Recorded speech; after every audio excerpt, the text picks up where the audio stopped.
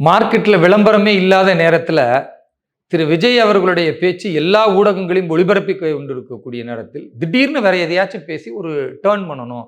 தன் மீது அந்த மீடியாவுடைய வெளிச்சம் வேண்டும் என்பதற்காக, ஒரு கேவலமான விஷயத்தை திரு உதயநிதி ஸ்டாலின் அவர்கள் பேசியிருக்கிறார். கடந்த காலத்திலேயே உயர்நீதிமன்றத்திலிருந்து உச்சநீதிமன்றம் வரைக்கும் அவர் தலையில குட்டு வைத்திருக்கிறது. கடந்த காலத்துல பேசாம அமைதி காத்தவர். இவர் இப்படி பேசுனதுனாலேயே ராஜஸ்தான்லயும், மத்திய பிரதேசத்திலயும் காங்கிரஸ் தோற்றது. இவர்கள கூப்பிடவே கிடையாது.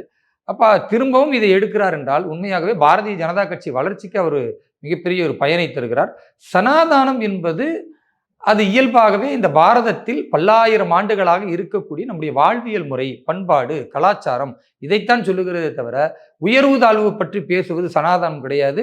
உயர்வு தாழ்வை பேசக்கூடியவர்கள் உண்மையான ஹிந்துத்துவா என்ற சித்தாந்தத்தில் இருக்க முடியாது. இதையெல்லாம் புரிந்து கொள்ளாமல் அரசியலுக்காக கடந்த காலத்தில் எப்படி தங்களை விளம்பரப்படுத்திக் கொள்ள அல்லது மக்களை திசை திருப்ப ஒரு ஆயுதத்தை கையில் எடுத்தார்களோ அது மாதிரி இன்றைக்கு எல்லா மீடியாக்களிலும் விஜய் அங்கே போகிறார், விஜய் இவரை பார்த்து விட்டார், விஜய் அப்படி பேசிவிட்டார் என்று சொல்லும் பொழுது இவர்கள் யாருமே திரும்பி பார்க்க மாட்டேங்கிறாங்கன்ற அந்த கவலையில இப்படியாவது எதையாச்சும் ரெண்டு எடுத்து விடுவோம்னு உதயநிதி ஸ்டாலின் ஒரு முயற்சி எடுக்கிறார். ஆனால் ஐயோ பாவம், அவரை இந்த தமிழகத்தில் உள்ள எந்த மக்களும் கண்டுகொள்ளவில்லை, இனிமேலும் அவரை கண்டுகொள்ள மாட்டார்கள். ஒரு எதிர்க்கட்சி தலைவருக்கான எந்தவித தகுதியும் இல்லாமல் வெறும் பிறப்பின் அடிப்படையில் அவருடைய அப்பா முதலமைச்சராக இருக்கிறார், அவருடைய தாத்தா முதலமைச்சராக இருந்தார் என்பதற்காக இவர் வந்திருக்கிறார்.